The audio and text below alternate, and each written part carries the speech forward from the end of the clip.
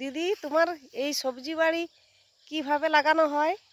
এই ডবের মধ্যে চারা দিতে হয় প্লাস্টিকে, খপ খপ করে চারা দিয়ে এটা করে খাল কুড়িতে হয় মাটিতে, দিয়ে ট্রাক্টর দিয়ে চাষ করে চাষাই, তারপরে ডব করিয়ে ওইটার ভিতরে পোতানো হবে, তারপরে সার গোবর দিয়ে আরও কুল খুঁস অনেকবার করতে হয়, 2-3 বার তো করতেই হয়।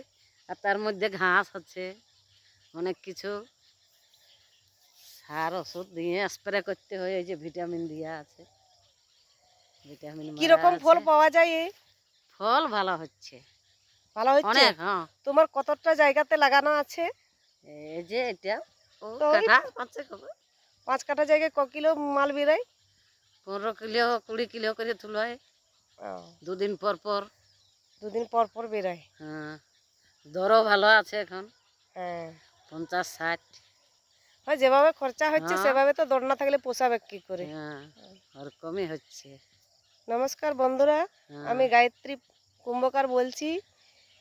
এই কাল্লা চাষ কিভাবে হচ্ছে দিদির কাছ থেকে জেনে নিচ্ছি। হ্যাঁ, আপনাদের চ্যানেলটাকে যদি ভালো লাগে সাবস্ক্রাইব করবেন, চ্যানেলটাকে ফলো করবেন। নমস্কার। হ্যাঁ।